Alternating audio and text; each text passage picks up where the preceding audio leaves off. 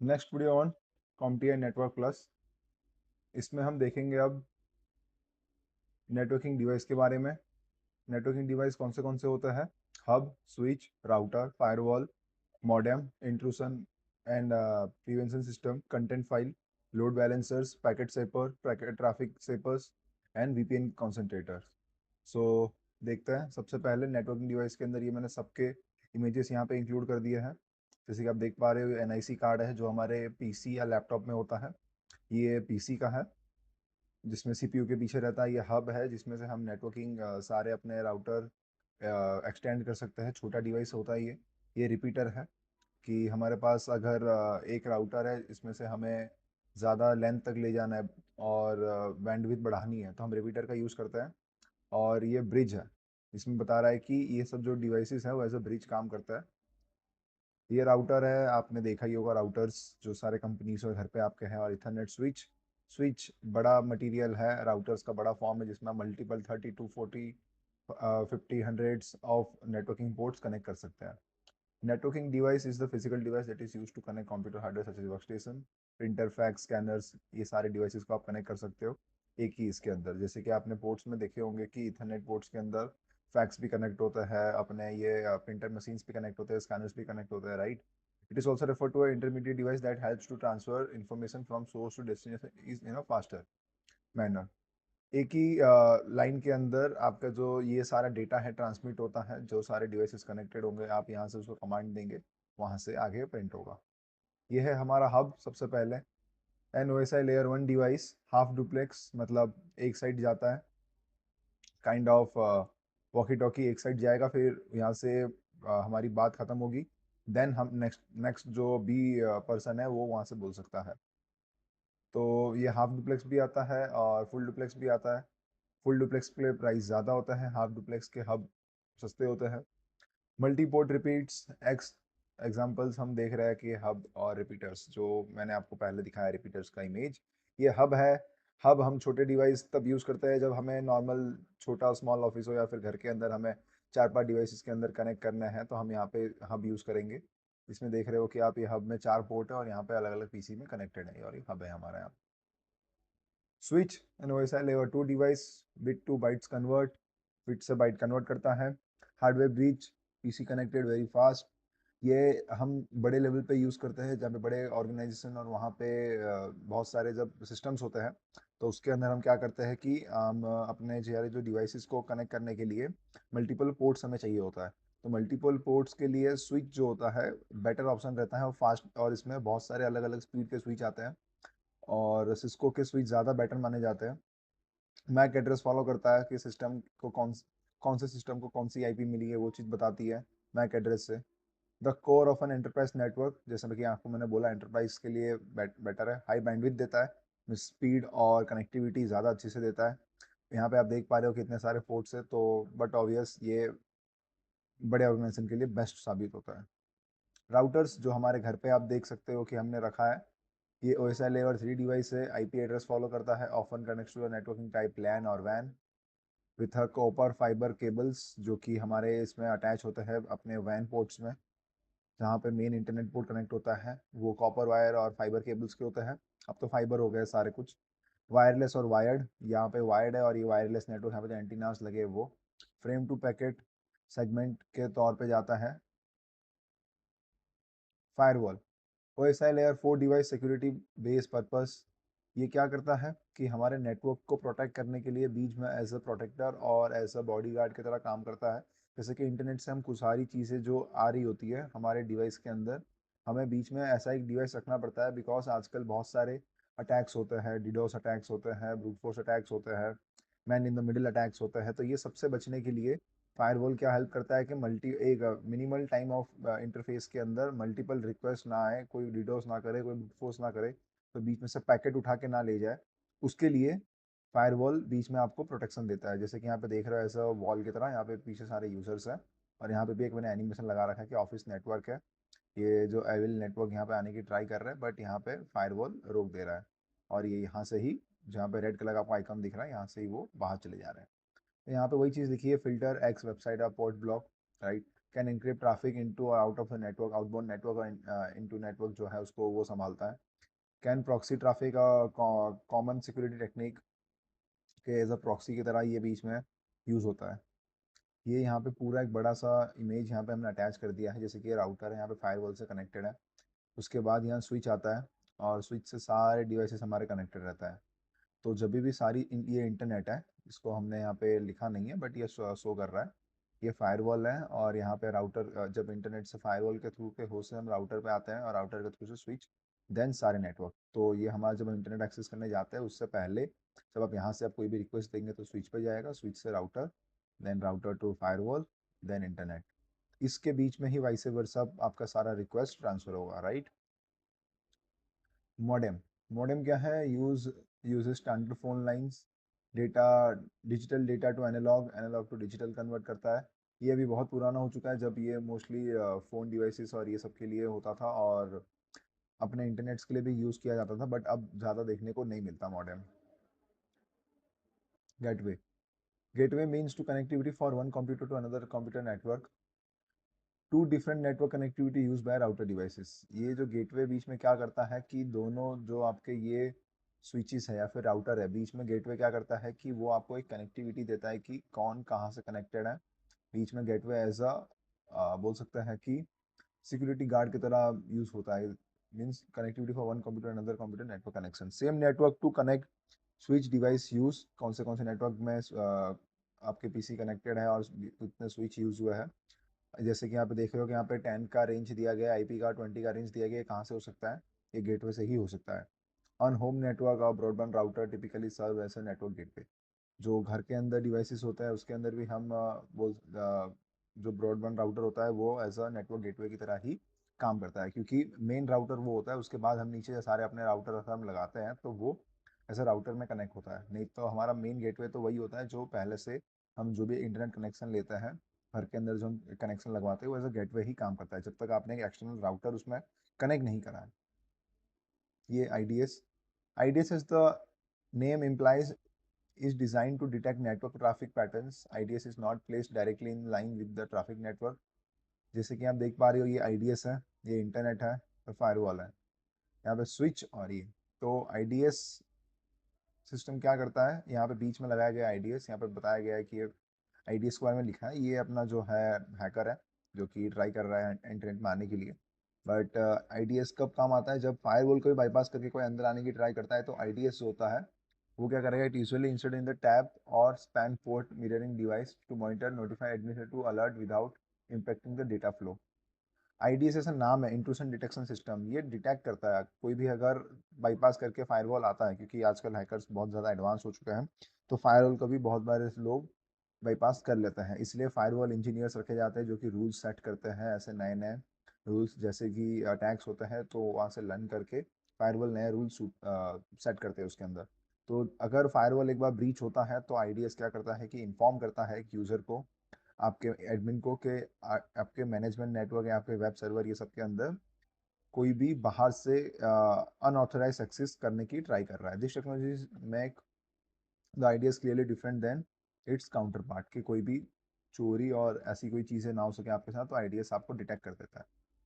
IPS क्या करता है, IPS unlike IDS, IPS is place in line the direct communication path between source and destination. ये direct बीच में आता है। IDS क्या होता है, साइड में रहता है कि वो डिटेक्ट करता है कि हाँ कोई अंदर आया है। IPS क्या करता है, वो सीधा प्रिवेंट करेगा, actively analysing and taking automated action on the all traffic flows that enter the network. The key feature is distinguish the IPS from the IDS। तो IPS IDS में यही मेन फर्क है कि IDS डिटेक्ट करता है, IPS prevent करता है। हम IPS के अंदर रूल्स और ये सारी चीज़ें डाल के रखते हैं कि ये पोर्ट और ये जो सर्विसेज है इसको कोई एक्सेस ना करे। ये सारे रूल्स सेट होते हैं यहाँ पे IPS के अंदर भी। तो ये दो लेयर की जब सिक्योरिटी लग जाती है, फायरवॉल एंड IPS, देन आपके अंदर आने नेटवर्क के अंदर आने की जो चांसेस है कोई भी अटैकर और कोई भी मैलिशियस ट्रैफिक का बहुत मुश्किल है फिर। सो ये क्या करता है, protect against OS and application exploits, जो कि मैंने आपको बोला कि कोई आपके सिस्टम का RC या फिर C2 पैनल पे आपका वो ना ले ले, एक्सेस ना ले ले, पूरा रैंसमवेयर अटैक्स वगैरह ना हो। तो इसलिए हम फायरवॉल और IPS रखते हैं। Detection IDS alert but does not stop the attack, ये बस अलर्ट करता है कि आपके नेटवर्क में कोई आया है। प्रिवेंशन करता है IPS, blocks the network, network base high speed appliances, host base run on your operating system. Network base वाले भी आता है, होस्ट बेस वाले भी आते हैं कि आप अपने सिस्टम पे डाल सकते हो आईडीएस आईपीएस, और नेटवर्क बेस भी आते हैं जो कि पहले से आपके हब या फिर आपके राउटर या फिर आपके स्विचेस के साथ कॉन्फ़िगर्ड होता है। लोड बैलेंसर्स, लोड बैलेंसर्स भी बड़े इंपॉर्टेंट डिवाइस होता है because distribute the load over many physical servers, data transfer one by one, very common in large environment. अगर बड़े लेवल के ऑर्गेनाइजेशन पे जब सारे काम होते हैं तो वहाँ पे लोड भी ज़्यादा आता है, डेटा का लोड भी बहुत ज़्यादा होता है, तो बहुत सारे लोग ट्राई करते हैं सर्वर को एक्सेस करना, सर्वर से बहुत सारी चीज़ें फैच हो रही होती है। तो यहाँ पे लोड बैलेंसर क्या करता है कि प्रॉपरली लोड बैलेंस करता है कि किसको कितना डेटा किस पैकेट फ्रेम्स के अंदर देना है। ये आप मोस्टली देखोगे क्लाउड एनवायरनमेंट के अंदर भी लोड बैलेंसर्स का यूज़ होता है। पर जो भी आजकल तो मोस्टली सब क्लाउड पे चला गया, बट जितने लोग अभी भी फिजिकल सर्वर पे काम करते हैं वहाँ पे लोड बैलेंस इसलिए रखना पड़ता है कि वो बैलेंस करता है कितना पैकेट ऑफ डेटा इसको ट्रांसमिट करना है किस क्लाइंट को, पैकेट वाइज डिवाइड कर देता है लोड बैलेंसर, तो थोड़ी चीज़ें क्या है ईजी हो जाती है। जो बंच ऑफ मैनर में मैसी वे में आता है तो लोड बैलेंसर उसको पैकेट वाइज पैकेट डिवाइड करके पर क्लाइंट को उस हिसाब से अपना डेटा देता है। Packet safer, traffic safer, control by bandwidth uses or data rates, set important applications to have higher priority than other apps, manage the quality of a service। Packet shaper क्या करता है, जो कि मैंने आपको बोला कि जो भी अपने लोड बैलेंसिंग अगर चीज़ होता है वो यही है, packet shaper and traffic shaper. इसमें पैकेट को वो सेव करता है कि कितना जाना चाहिए और कौन से सर्वर से कौन से क्लाइंट को कितना डेटा जाए, वो चीज़ें वो मैनेज करता है। VPN concentrated the connection point of remote user. Traffic is encrypted across the internet and decrypted on the internal private network. Create VPN and secure data. Example TeamViewer. TeamViewer जैसे कि एक हमारा बोल सकते हैं कि मिरर करने के लिए भी काम आता है। VPNs में हम बोल सकते हैं जितने सारे आप VPN यूज़ करते हैं वो क्या करता है कि इंटरनल नेटवर्क आपको एक अलग सा आईपी मिलता है जो कि इंटरनल नेटवर्क के लिए ही होता है। वो बहुत सारी कंपनीज VPN पे ही काम करती है कि एक्सटर्नल नेटवर्क जो पब्लिक आईपी है उस पर काम नहीं करती। सारे अपने जो एम्प्लॉयज़ को उन्होंने VPN दिया होता है, उनको एक इंटरनल नेटवर्क के अंदर काम करना होता है कि बाहर से कोई मेलिशियस अटैक, जैसे यहाँ पे मैं दिखा रहा है गिफ्ट के अंदर, कि कोई अटैक परफॉर्म ना कर सके, क्योंकि VPN के अंदर से अगर होके डेटा जाएगा तो यहाँ पे अगर कोई आता है तो यहाँ पे आपको कुछ नहीं दिखेगा, इस साइड से ट्राई करेगा तो भी कुछ, क्योंकि बीच में ये एनक्रिप्ट हो जाता है पूरा और एनक्रिप्टेड वे में टनल के थ्रू से निकल जाता है। VPN devices, anybody can see information you exchange online, and our VPN acts like a tunnel. It makes your information anonymous and unreadable to everyone else on the internet। तो यही जो मैं आपको बता रहा था टनल के बीच में से जाने की, तो यहाँ पे आपको कुछ दिखने नहीं वाला, यहाँ से वो देख पाएगा कि क्या जा रहा है। बट जब यहाँ पे जब बात आती है कि मेन डेटा ट्रांसमिट क्या हो रहा है, यहाँ से आपने डेटा पुट किया और यहाँ पे जाते ही इनपुट हो गया, तो कोई बीच में अटैक परफॉर्म करके पता नहीं कर पा रहा है कि ये कहाँ पे जा रहा है, क्या डेटा लेके जा रहा है, कुछ पता नहीं चल पाएगा। Wireless networking standards. Wireless telecommunication network are generally implemented and administered using radio communication। Wireless telecommunication जो होता है वो जनरली इम्प्लीमेंट होता है एडमिनिस्ट्रेटर यूजिंग रेडियो कम्युनिकेशन के थ्रू से वायरलेस नेटवर्क कम्युनिकेशन होता है। This implementation take place at the physical layer. जो OSI मॉडल नेटवर्क जो है उसके अंदर फिजिकल लेयर के अंदर इम्प्लीमेंट होता है नेटवर्किंग डिवाइस जो जिसको हम बोलते हैं। Four methods of wireless communication, Bluetooth, cellular, infrared. Bluetooth आप जो जानते हो, सेल्यूलर भी जानते हो, इंफ्रारेड नेटवर्क्स भी अब यूज होने लगा है। Bluetooth sends data over radio frequency and can be used only when the two devices are close together, distance of max 10 metre. 10 metre के अंदर अगर कोई डिवाइस रहता है तो उसके अंदर वो कनेक्ट कर सकता है। Class one device operate 100 milliwatt, range of 100 metre तक। क्लास वन डिवाइसेस की जो रेंज होती है वो 100 मीटर तक होती है। Class 2 device operated 2.5 milliwatt, the range of 10 meters, and Class 3 device operated on 1 milliwatt, the range of about 1 meter। ये बहुत पुराना है, फोन्स जो आते थे या डिवाइस तो उसके अंदर यूज होता था।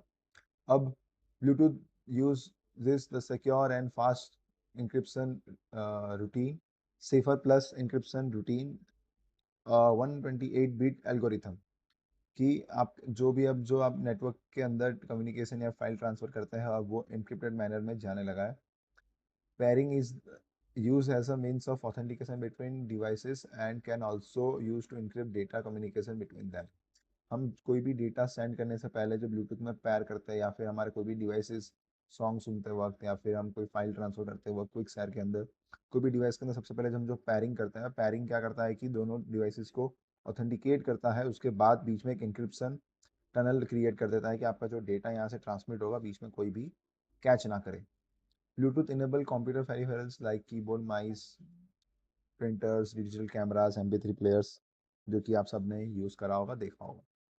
Infrared allows in computing device to communicate via short range wireless signals. Infrared communication span over very short distance and work only in the direct light of sight. ये जो हमारे रिमोट्स होते हैं, और आप बोल सकते हो जितने भी वायरलेस डिवाइसेस होते हैं जिसमें आप रिमोट कंट्रोल वे में यूजेस होता है, वहाँ पे इंफ्रारेड यूज होता है। टेक्नोलॉजी यूज इन उसमें भी आजकल ब्लूटूथ रिमोट्स आने लग गए हैं, तो अब इंफ्रारेड वाले रिमोट्स बहुत कम होते चले गए हैं। IRDA, SIR slow speed, MIR medium speed and FIR fast speed. इसमें 115 kbps की स्पीड होती है, इसमें 1.5 Mbps एंड इसमें 4 Mbps। तो इसमें जो स्पीड ऑफ डाटा से ट्रांसपोर्टेशन है या फिर जो हम बोलते हैं कम्युनिकेशन कर रहे हैं उसके बीच में स्पीड का फ़र्क आ जाता है। बट वही इंफ्रारेड में एक वही लिमिटेशन है कि आपको सामने खड़ा रहना होता है, ब्लूटूथ आप उस रेंज में कहीं से भी आप एक्सेस कर सकते हैं। सेल्युलर नेटवर्क जो कि हम फ़ोन के अंदर यूज़ होता है, GSM टेक्नोलॉजी जो हम यूज़ करते हैं नेटवर्क्स, वो GSM networks divided into 3 major systems. Switch system, base station system, operation and support system. Switch system जहाँ से मेन आपका वहाँ आपका ये बेस स्टेशन जो टावर्स कनेक्टेड होता है, उसके बाद आपके टावर्स ये यहाँ पे आगे बेस सिस्टम पे। ऑपरेशन सपोर्ट सिस्टम जो यहाँ पे आपके छोटे मोटे नियर बाई यहाँ पे छोटे छोटे हब लगे होते हैं वो। Personal communication service is a radio band that can be use by mobile phones. Mobile phone के अंदर PCS होता है, GSM आपका नेटवर्क जो कंट्रोल होता है पूरे फ़ोन के अंदर वो है। DAMS digital advance mobile phone service and upgraded version of AMPS। ये है हमारे जो भी फ़ोन्स के अंदर सारे हम फ़ोन सर्विस अब यूज़ कर पा रहे हैं, जो हमारे जो नेटवर्क में यूज़ कर पा रहे हैं, ये उसके बारे में। Soho wireless and wired routers physically configure a small network. To set up a small network you will need a computer switches, securing wireless network, password management, SSID management, MAC filtering, WAP, WPA। तो Soho wireless TV routers जो है उसके अंदर पहले से ये सब features पहले से आते हैं, आप अपने राउटर्स के अंदर डाल सकते हैं, नहीं तो फिर बाई डिफ़ॉल्ट आता है, तो आप ये सारी चीज़ों को मैनेज करने के लिए आपको ईजी पड़ेगा।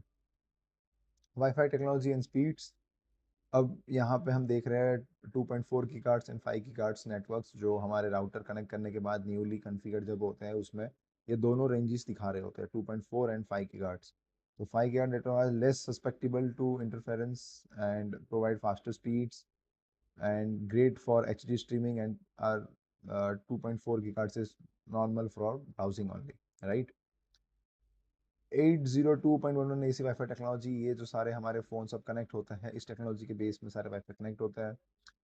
Up to 3x then 11n जो पहले था, allows multiple simulation and HD streams, uses 5G gigahertz and bandwidth जो वाईफाई 6 अब बोलते हैं।